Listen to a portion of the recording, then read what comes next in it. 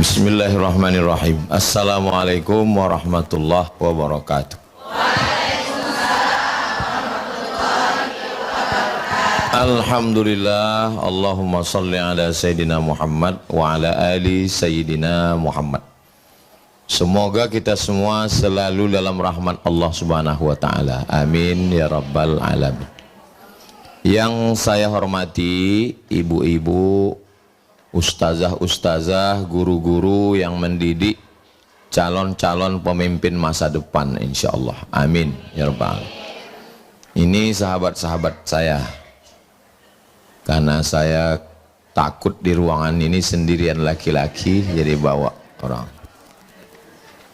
Ibu bisa buka di Google, tulis 30 fatwa seputar Ramadan UAS.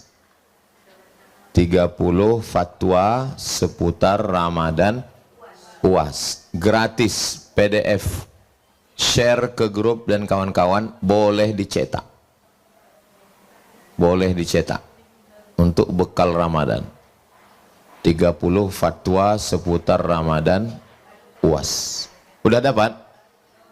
Belum dapat karena kameranya dipakai untuk buat video. Nah, Bang Adi langsung tuh buka. Buku ini saya buat tahun 2011. Sekarang udah 2026. Berarti 15 tahun yang lalu. Pembahasan pertama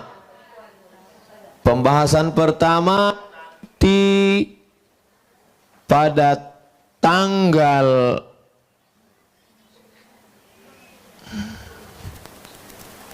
Pembahasan pertama tentang hilal. Pada tanggal 17 hari Selasa,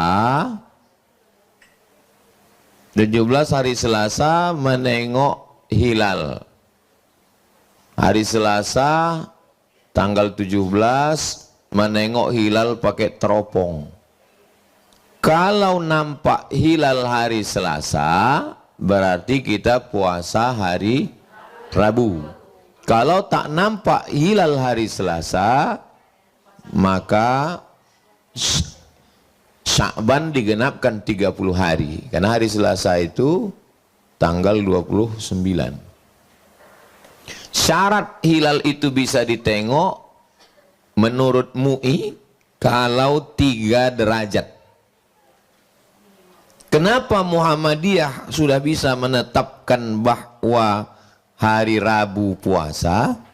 Karena hari Rabu itu sudah nampak anak bulan.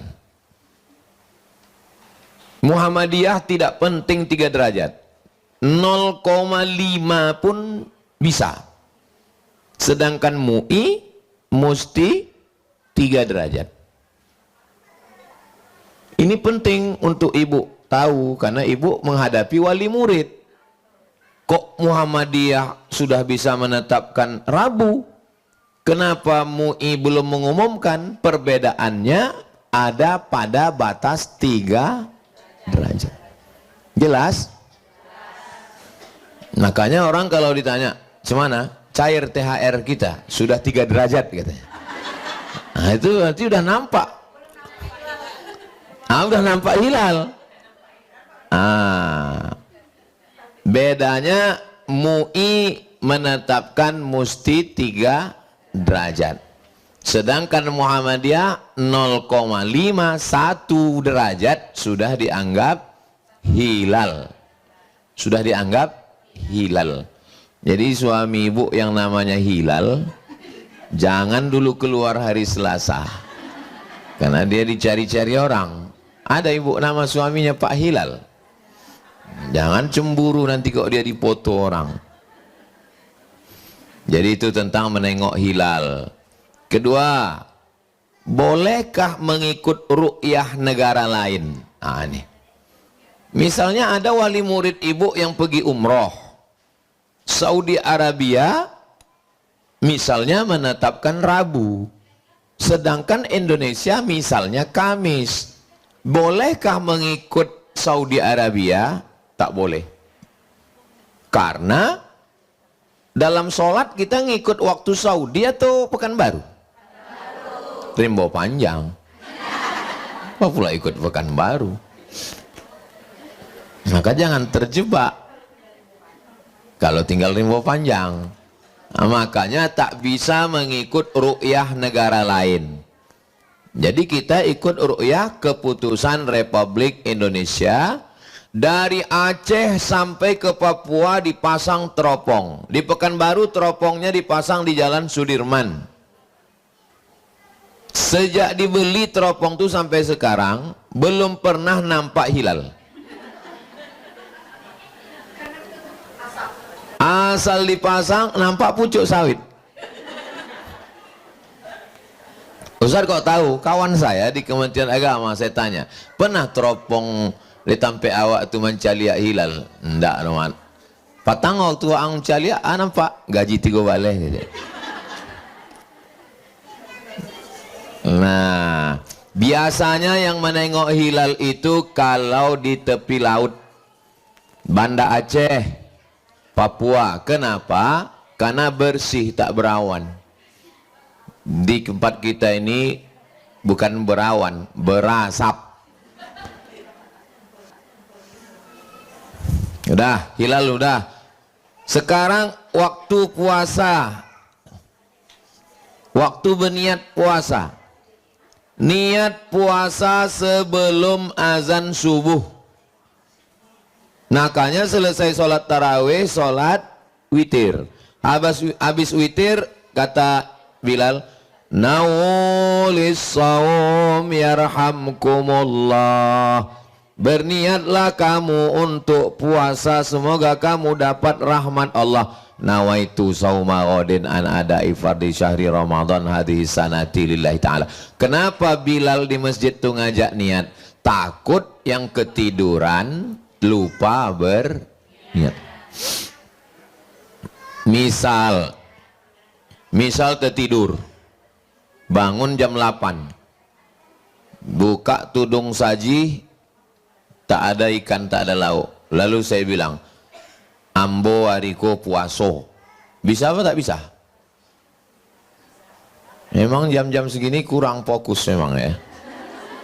Misal, saya tertidur, bangun jam 5.30.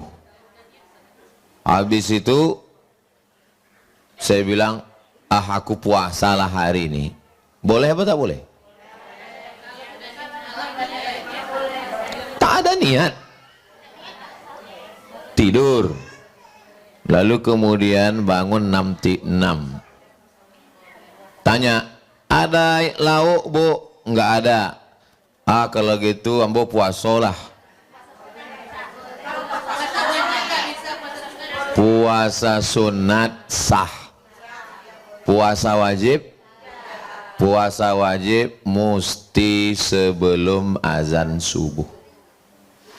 Terus bapak suami ibu bilang, ambo ado lauk, ado ketupek gulai paku pagi kok? Ndak ada. Ambo puasa saya lah. Sana puasa. Kalau lah 3 batang di esoknya. Mesti dari habis subuh itu tidak ada masuk apapun, baru bisa puasa sunat. Kalau puasa wajib niatnya mesti sebelum azan subuh. Apa hukum gosok gigi? Gosok gigi dari azan subuh ke azan zuhur boleh. Dari azan zuhur ke sore makruh. Kenapa? Karena mulut sudah mulai kering, dia mendatangkan kesegaran. Gosok gigi pakai siwak tak ada perasa boleh. Gosok gigi pakai mentol tak boleh. Tak boleh ada perasa. Kalau perasaan sakit hati Pak Ustadz, nah itu lain lagi. Perasa, deterjen, mentol tak boleh. Saya gosok gigi sebelum azan subuh, mulut bersih. Oke, kita lanjutkan. Bagaimana ibu hamil dan menyusukan anak? Ibu hamil menyusukan anak, kalau dia tak puasa karena dirinya, dia bayar qadha saja. Tapi kalau dia tak puasa karena anaknya, bayar qadha dan fidyah. Saya ulang sekali lagi. Kalau dia tak puasa karena dirinya, qadha saja.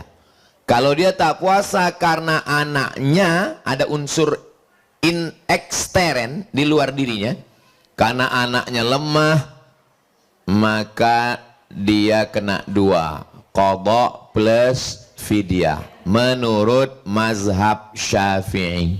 Saya mazhab Syafi'i. Kalau ada ustadz yang ceramah, kalau anaknya yang sakit, janinnya fidyah saja, bukan mazhab Syafi'i. Mazhab Syafi'i macam yang saya jelaskan tadi. Jelas? Yang tak jelas bisa ditonton ulang di channel Ustadz Abdul Somad Official. Subscribe, like, share, and comment. Berikutnya suntik dan obat tetes. Sakit mata, tetes tidak batal. Sakit telinga, tetes tidak batal. Suntik terbagi dua, suntik obat dan suntik vitamin. Kalau suntiknya suntik UV tidak batal, tapi kalau infus batal, karena infus menyegarkan, vitamin. Keluar dari kantor TK segar, rupanya 2 botol infus, batal. Jelas? Berikutnya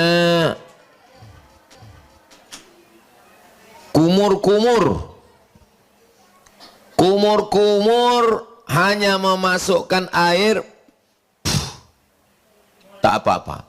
Tapi kalau mubalaghah batal. Mubalaghah melampau masukkan air, batal. Ustadz, kumur-kumur boleh nggak? Boleh, nggak batal. Tapi kumur-kumurnya pakai TS, batal. Kenapa? Sikit banyak masuk gula-gula itu ke dalam.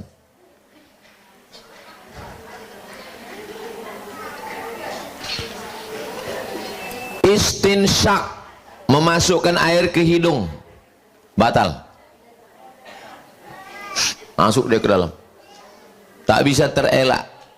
Kalau kumur masih ada penahannya di sini, kalau hidung tak bisa masuk dalam, maka hindari itu, cepat embuskan.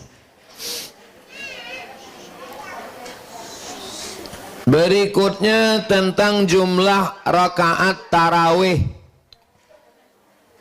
Jumlah rakaat tarawih 23 rakaat. 20 tarawih, 3 witir. Dilaksanakan oleh Umar bin Khattab bersama sahabat Nabi. Muhammadiyah pakai 8 tarawih tambah 3 witir, 13. 8 tambah 3, 11. Saya sebetulnya mau ngetes, ibu ini masih sadar nggak? Kenapa bisa beda? Kalau ayatnya panjang, rokaatnya seketek. Kalau ayatnya pendek, rokaatnya banyak. Begitu kaedahnya. Pada masa Umar bin Abdul Aziz, rakaat tarawih 36. Kenapa? Ayatnya pendek. Datang orang Indonesia dikombinasikannya antara dua. Rokaatnya ketek, ayatnya pendek. Dapat dua-duanya. Jelas? Itu asal tarawih. Kalau habis salam duduk istirahat, namanya tarwihah. Habis salam duduk istirahat, namanya tarwihah. Habis istirahat duduk istirahat, namanya tarwihah. 3 kali tarwihah, bahasa Arabnya tarawih. Tarawih artinya duduk istirahat. Kenapa duduk istirahat? Karena ayatnya panjang, jadi duduk istirahat. Itu makna sholat tarawih. Sholat pakai duduk istirahat. Jadi kalau ada sholat tarawih, pungpang, pungpang, pungpang, itu bukan sembahyang tarawih. Itu namanya sembahyang apa namanya. Berikutnya tentang perempuan pergi ke masjid. Mudah-mudahan nanti kita sampai ke Masjid Nabawi. Melaksanakan umroh. Ongkos tanggung masing-masing. Iko awak mengaduk ke kiblat. Di sebelah kiri Masjid Nabawi ini ada 3 pintu. Pintu yang pertama namanya Babul Baqi, karena mengharap ke arah pemakaman Baqi. Pintu yang kedua namanya Babu Jibril, karena menghadap tempat Jibril masuk. Pintu yang ketiga namanya Babun Nisa. Apa itu Nisa? Pertanyaannya, masuk akalkah ada pintunya orang yang nggak ada? Apakah mungkin ada pintunya orang yang nggak ada? Itu menunjukkan bahwa Babun Nisa ada perempuan sholat di masjid. Ada perempuan sholat di masjid, tapi dengan syarat dan ketentuan berlaku. Jangan ke masjid pakai celana legging. Banyak imam masuk ke paret. Jangan ke masjid pakai parfum yang melampau sampai hilang bacaan imam di muka mencium. Katanya. Jangan ke masjid bersolek-solek. Sebelah hijau, sebelah biru. Jangan ke masjid cekikik-kikikan di balik tirai. Ke masjid untuk sholat berjamaah, sholat tarawih, sholat witir, tadarus, balik ke rumah. Anak gadis dikawal baik-baik supaya jangan terjadi asmara subuh. Berikutnya zikir antara sholat tarawih. Assalamualaikum warahmatullahi wabarakatuh. Assalamualaikum warahmatullahi wabarakatuh. Berzikir Subhanal Malikil Ma'bud, Subhanal Malikil Mawjud. Boleh berzikir karena di Makkah dulu waktu orang itu duduk istirahat, sebagian sahabat tawaf sunat. Dalam tawaf sunat ada tasbih subhanallah walhamdulillah wa la ilaha illallah wallahu akbar. Boleh, tapi bacaannya betul, karena beberapa masjid bacaan tak betul. Ma'bud, ma'bud, imamnya lambe, makmumnya cabut.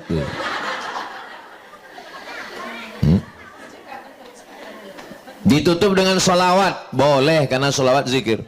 Allahumma salli ala sayyidina Muhammad. Bagus. Tapi banyak salawat kadang tak betul. Allahu alaihi, Allahu alaihi. Bagus, tak usah berselawat.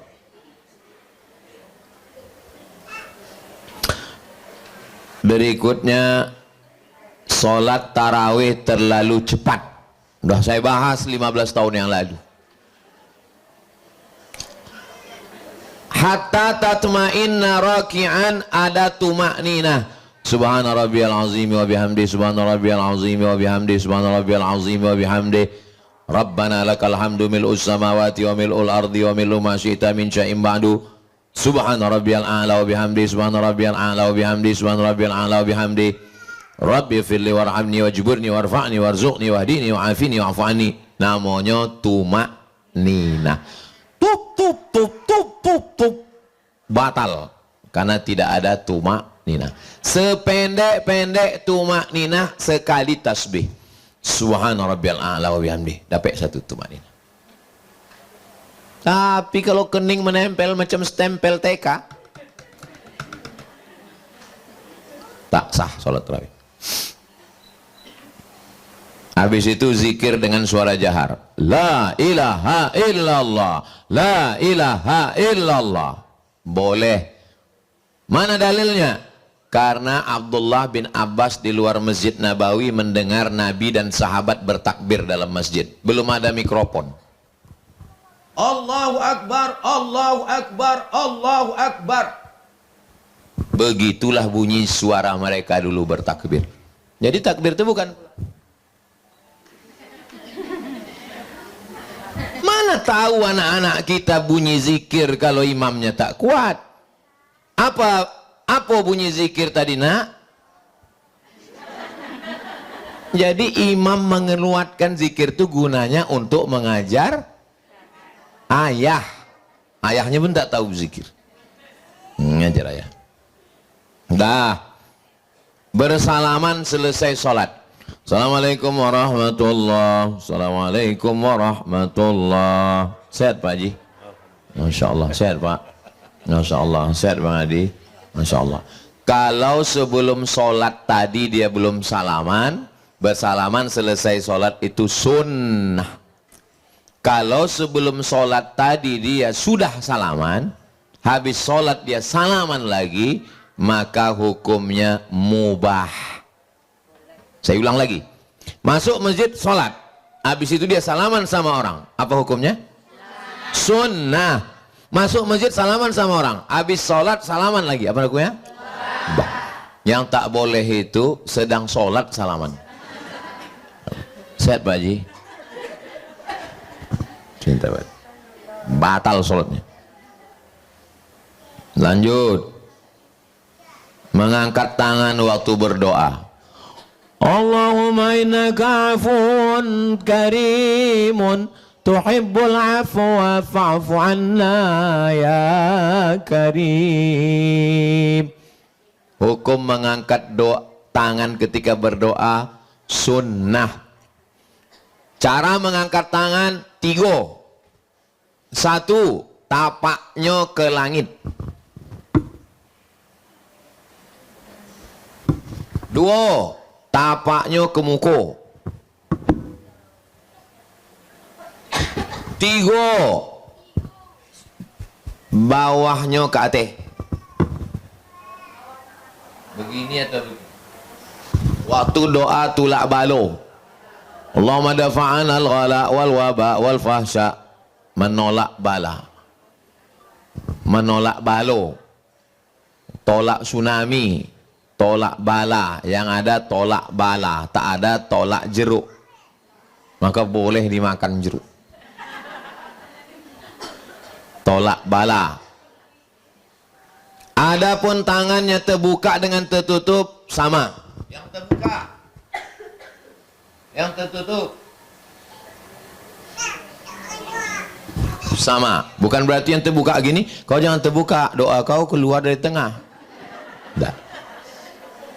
Masalah menyapu muka, subhana rabbika rabbil izzati amma yasifun wa salamun alal mursalin walhamdulillahi rabbil alamin.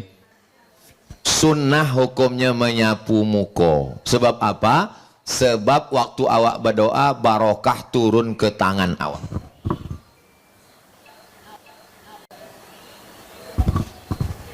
Ibu, apa sih rahasianya glowing? Karena saya habis selesai berdoa langsung muka. Oh, bukan skincare, enggak. Kalau ibu apa rahasianya? Ini bekas wudhu. Oh, jadi kau sangka aku tayamum selama ini?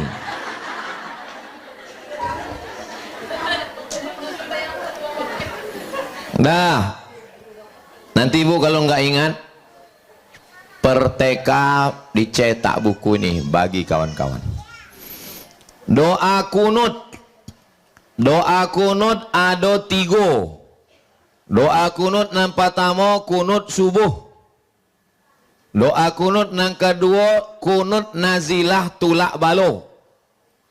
Doa kunut yang ketiga kunut witir. Berapa kunut? 3. Pertama kunut subuh, kedua kunut tolak bala, yang ketiga kunut witir. Jadi nanti kalau imam berkunut witir, awak tinggal langkek tangan, ucapkan amin. Allahumma hdina fi man hadait wa afina fi man afait perempuan tak bersuara.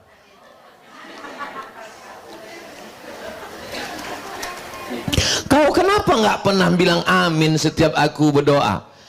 Karena aku sudah dapat. Hah? Rupanya nama lakinya Pak Amin. Setiap berdoa dia, sayang katanya. Sayang, rupanya bilang amin. Tadi tamu yang datang tadi dari Malaysia namanya Pak Amin. Pembahasan berikutnya, 2 kali witir dalam semalam. Sallu sunnatal witri salasa raka'atin asabakumullah. Witirnya di masjid. Habis itu balik ke rumah jago malam tarawih. Habis tarawih witirnya lagi. La witrani, tak boleh 2 kali witir semalam. Witir artinya ganjil. 3 setelah tarawih, 3 setelah tahajud. 3 tambah 3? Bukan witir. Maka kalau mau pilih witir habis tarawih. Siapa yang sholat tarawih ikut witir dengan imam dapat pahala macam sholat sepanjang malam. Nanti bangun malam tarawih saja, jangan witir lagi. Tahajud saja, jangan witir lagi. Tapi kami tadi udah sholat witir. Boleh sholat tahajud walaupun sudah witir. Oke, kita lanjutkan lagi. Melafalkan niat. Usolli sunnatat tarawih rakaataini lillahi ta'ala. Itu di dalam sholat atau di luar sholat? Di luar sholat. Kapan kita baru mulai sholat? Ketika mulut menyebut A. Itulah sholat. Akabah. Bukan, itu sholat. Ketika mulut menyebut mulai A, itu baru mulai sholat. Allahu Akbar, itu baru sholat. Jadi kalau ada orang bertanya, boleh kita melafazkan niat Pak Ustadz? Enggak ada hubungan sama sholat. Karena dia misalnya orang sebelum sholat disebutnya kantui lah, dia nggak ada hubungan sama sholat. Karena tidak, yang membatalkan sholat itu kalau bercakap di dalam, kalau sebelum sholat. Lalu kenapa orang mengatakan usolli? Untuk menguatkan hatinya dalam 5 perkara. Sembayangnya sembayang apa? Zuhur. Sunat apa wajib? Wajib. Berapa rakaat? 4. Ada apa qadha? Ada. Jadi imam apa jadi makmum? 5 inilah isi usolli itu. Usolli fardhu zuhri 4 rakaatin adaan makmuman lillahi ta'ala. Isi usolli itu 5. Kenapa pakai usolli? Karena kalau dia tak pakai usolli langsung takbir Allahu Akbar, berkato-kato dalam hati, zuhur apa asar? Maghrib apa isya? Sunan apa wajib? Untuk menolak was-was maka dia pakai usolli. Tapi Muhammadiyah tak pakai usolli. Ya karena kata dia hati udah kuat, ngapain pakai usolli? Ustadz pakai usolli, kadang-kadang pakai usolli, kadang-kadang tidak. Kalau hati saya sedang tenang, kuat di dalam, tak pakai usolli. Tapi kalau lagi kacau balau, menengok bangunan belum selesai, ya usolli. Usolli fardhu zuhri 4 rakaatin adaan makmuman lillahi ta'ala. Allahu Akbar. Ibu yang tak pakai usolli angkat tangan. Yang pakai usolli, nggak usah dipermasalahkan mau usolli tak usolli. Yang penting sembahyang. Kelahi antara usolli tak usolli. Rupa-rupanya dua-duanya tak sembahyang.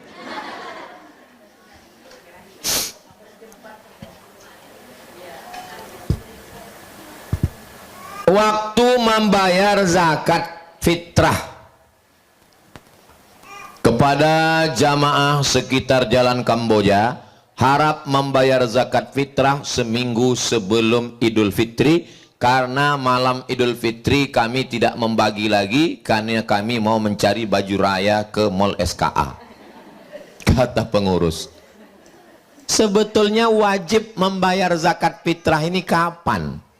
Wajib membayar zakat fitrah begitu tenggelam matahari petang Ramadan. Tenggelam matahari jam 6.30 petang Ramadan,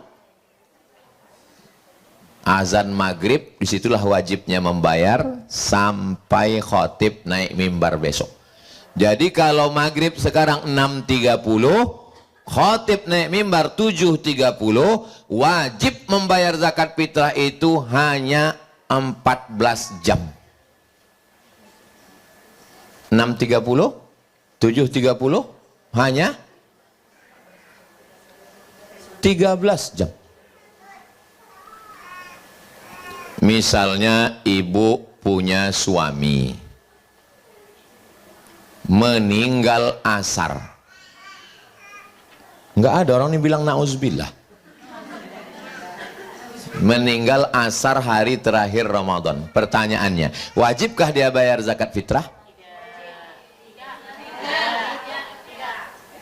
Kenapa tak wajib?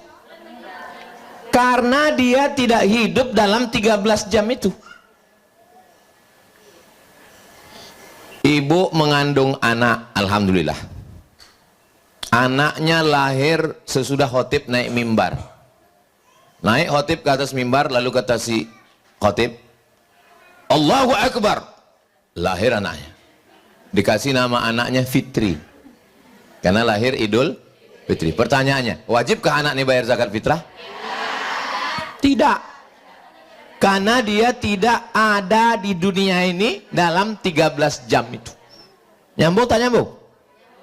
13 jam dari azan maghrib ke khotib naik mimbar. Makanya kalau ibu tak mau keluar duit bayar zakat fitrah, tahan deh. Jangan keluar dulu yo. Bang keluar sesudah open house yo. Jadi kalau ada orang bayar zakat fitrah seminggu sebelum Idul Fitri, hukumnya mubah, bukan hukumnya mubah. Bayar zakat fitrah seminggu sebelum Idul Fitri, dibayarnya kok bayar? Tiba-tiba hari terakhir Ramadan meninggal, apakah diminta balik? Assalamualaikum Pak Ketua Masjid, ya minta ambo balik, laki ambo ndak duit. Jangan diminta balik, itu terhitung sebagai solawat, sodako.